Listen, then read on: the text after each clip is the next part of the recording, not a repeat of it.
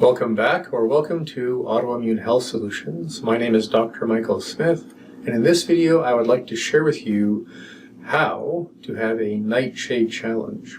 If you have an autoimmune condition and you're a fan of the Nightshade plants, but you've been told you can't have them, my recommendation is to take at least about a month off from having them as you begin the Ancestral Autoimmune Protocol that I offer, and then after about a month to 6 weeks, maybe reintroduce them in a very careful way. And I'll describe that way at the end of the video. But first, I just want to walk you through what the Nightshade plants really are, what the problem that they bring into your health may actually be, and some options you have to make the best of your diet if you can't actually eat them. So, here we go. Welcome to Nightshades. You may or may not know this, but there are over 3,000 different species of nightshade plants, and the most famous one in nature is called the deadly nightshade plant because it's deadly. Some of the nightshade plants actually contain things called alkaloids, which can be poisonous. And a lot of the nightshade plants that we eat as food may or may not have certain alkaloids that cause an allergic response, and that only happens in some people. Now, people with autoimmune diseases whose immune systems are more aggressive and reactive, their bodies are more inflamed, they're more likely to be sensitive to nightshades. But that doesn't mean that everyone with an autoimmune disease is basically going to have to be nightshade free. In fact, many of the nightshade plants are nutrient dense, some of them are actually anti-inflammatory, and there are people around the world who eat them every day. So it may or may not be that they're the worst thing ever. The most common nightshade plants that people eat, especially in the Western world, are potatoes, tomatoes, bell peppers, and eggplant, in the sense of vegetables. There are also fruits like gooseberries, huckleberries. The nightshades also include medicinal plants and herbs and some spices. The most common herbal medicine is ashwagandha, and the most common spices are things like cayenne and chili flakes. When you're looking at spices that you buy over the counter or, I guess, off the shelf, you're looking mostly at things that contain tomatoes and hot spices. So you have to be careful. And that can include things like curry mixes, garam masala mixes, and things. So you may have to be pretty imaginative when you're avoiding nightshades. Now, there are some foods that people believe are nightshades that are not. And that includes zucchinis, sweet potatoes, mushrooms, onions, and black pepper. So yay, black pepper is not technically a nightshade. One of the easiest ways to navigate your diet by avoiding the nightshades is to actually just replace them. So if you want to replace white potatoes, you could be using turnips, parsnips, rutabagas, cauliflower, and in fact cauliflower makes a really great puree just like mashed potatoes, and there's yams and sweet potatoes as well.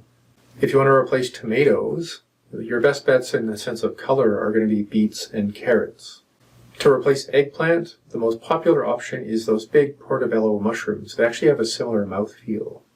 If you want to replace cayenne, the best choices are white pepper or black pepper. If you want to replace paprika, something not really the same but kind of close would be cumin. You can easily replace huckleberries and gooseberries with blueberries or raspberries or anything like that.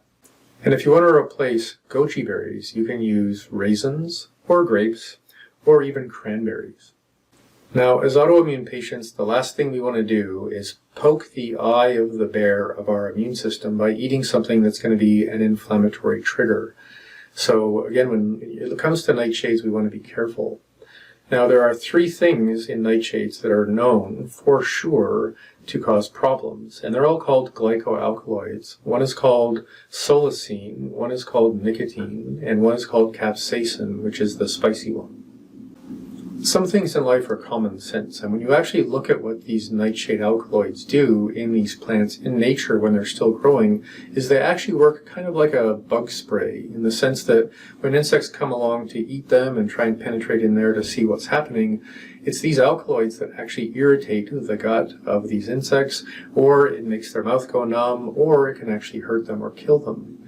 So when we're concerned nowadays with our microbiome and our gut health and the integrity of your mucosal membrane, because you don't want to have a leaky gut, anything that you eat that is going to cause more inflammation and more damage isn't a good idea. So when you're eating something that's chemically kind of like bug spray, imagine what that's going to do to all of the microbacteria in your microbiome. bug spray, dead bugs, more die-off, more inflammation, more epoxides getting to your bloodstream, going through your liver and into your brain. So that's one of the main reasons why we try and avoid the nightshades, at least at the beginning, especially if you're very sensitive to them. One of the most researched aspects of the nightshade plants is on actual intestinal permeability and the way they trigger your immune system. Pretty much all of the nightshades, if they're very reactive and inflammatory to your immune system, can actually cause more leaky gut and more intestinal permeability and more inflammation. And in fact, there's an alkaloid in tomatoes that's an adjunct. It's added to vaccines that when you have the vaccine in your blood, that alkaloid from tomatoes is such an inflammatory trigger to your immune system, it makes it more likely that your immune system will recognize the virus in the vaccine and make the vaccination more effective. So just one of those things to be aware of, that these alkaloids are actually clinically used to effectively charge up your immune system to make certain things work better. Capsaicin, the spicy part of peppers, especially if it's concentrated and really hot to your mouth, it's because it's burning and causing pain in your mucous membrane. If you've ever chopped up a jalapeno pepper and then rubbed your eyes, you're going to realize how inflammatory they can be to your mucous membrane. So a lot of spicy food, especially from nightshades, when you have a leaky gut, is just going to irritate and inflame your mucous membrane. And even if you don't feel like you're very sensitive to nightshades, overdoing spicy food can still be an overall negative to your long-term health outcomes. Another unique form of damage that can happen from nightshades, they interfere with an enzyme called acetylcholinesterase, which has a lot to do with nerve conduction and a little bit to do with muscle contraction. So if you're dealing with anything that has to do with neurological degeneration or inflammation, you definitely want to avoid the nightshades in the long term. So, if you're a person who feels that you may respond to nightshades, I just want to cover something a bit technical with you, just so that you can be more sure if you decide to do a nightshade challenge. So there are two ways that people react to nightshades in a clinical perspective. One is called a nightshade intolerance, one is called a nightshade allergy. So I'm just going to walk you through the symptoms of both, so that when you do your nightshade challenge, if you choose to do so, you'll be very clear on what you're looking for. So the symptoms of a nightshade intolerance are bloating and gas, nausea, diarrhea, achy muscles and joints, and a generalized kind of inflammation, which, depending on what your symptoms are, say psoriasis or something else, the inflammation will show up based on how your body's inflamed. When you look at an actual technical nightshade allergy, the symptoms include itchiness, hives and rashes, nausea, vomiting, diarrhea, excessive mucus production, generalized inflammation, and again, achy muscles and joints. So most of us are always worried, especially if we have any kind of arthritis, to avoid nightshades because they can make things worse. And that actually only happens in 10 to 20% of people. And that 10 to 20% really is determined by how reactive and inflamed your immune system is right now. There are medical allergy testings, IgG tests for nightshade alkaloids. I've never run those labs myself. I've never had a patient bring in lab testing to see if they actually have a nightshade allergy, so I can't confirm their validity or how easy they are to get. I'm just aware that they're out there, but again, I've never seen one. And when you learn a bit more about this nightshade challenge, you may realize you can find out fairly easily on your own.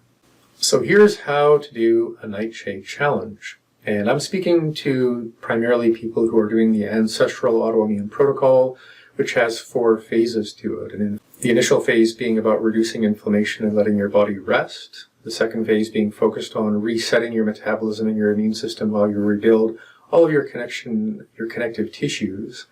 And the third phase being mostly on restoring your nutrient density. And that fourth stage is all about rebuilding a sense of balance with long-term lifestyle choices and what you're going to be doing for probably the rest of your life, given that you have an autoimmune disease. So, if you're finished with phase 1, which can take a week or two, and you're well into phase 2, at least 2 to 3 weeks, which is again focusing on an anti-inflammatory, nutrient-dense, low starch, high fiber, high fat, moderate protein diet, After a few weeks, hopefully your symptoms are all going to be a lot less and also very stable and consistent. And it's also important that you feel that your lifestyle, your sleep, your stress, other things in your life are pretty stable so that when you start eating nightshades for this experiment, you're pretty sure what it is that's going to be irritating your immune system. Otherwise, it's hard to tell and be sure. So this is the procedure. After a few weeks of baselining your health and your immune system, you're going to eat nightshades every day for 4 days. And you can have potatoes and tomatoes and peppers all at once in a nice big breakfast hash or anything else you like. Add some cayenne just to be sure. But the important thing is to have them every day for 4 days. And then it's important to stop any nightshades, and hopefully your life will still be at that, Zen-like baseline, so that for the next week or so after you've stopped eating the nightshades, you can watch all of your symptoms and be really, really mindful of anything that may trigger you to, the experience that you are having a reaction to nightshades. If you're not, after that 10 days and you're feeling really good and the nightshades didn't cause any symptoms or any flare-ups, then I would recommend having your nightshades no more than 3 times a week. And that 3 times a week rule is there because most of us, if we're allowed to have something like potatoes 3 times a week or cayenne 3 times a week, we're not going to be having it 3 days in a row. We're probably going to spread it out and enjoy it, throughout the week. Now again, this is only a good idea if you're already improving your health so consistently that there's very low risk in turning things badly. Because if during your first 1, 2, 3, or 4 days of eating nightshades, or within that first week to 10 days afterwards, you have a spike in any specific symptoms, or you have a gradual increase in your symptoms overall, you're going to have to go back to phase 1, spend a week or 2 dealing with inflammation, reset your immune system, and then go back into your phase 2 protocol to catch up with where you were when you started your nightshade test. So it is a big risk, but for people who really love those foods and really don't like the already pretty extensive limitations on your diet, I understand why people get frustrated and why they want to have something that they're familiar with. So there is a risk and there is a reward. So thanks for watching, and I hope this gives you some insight into what nightshades are about and whether or not it's a good idea for you to try them or eat them within the next few weeks or perhaps ever again. And I just want to make that clear. If you're a person with autoimmune disease and nightshades trigger your immune system to cause flare-ups of any kind, I'm sorry to say that you may need to eliminate those foods for the rest of your life. So again, thanks for watching. I hope this gives you some insight into your health, and I'll see you in the next video.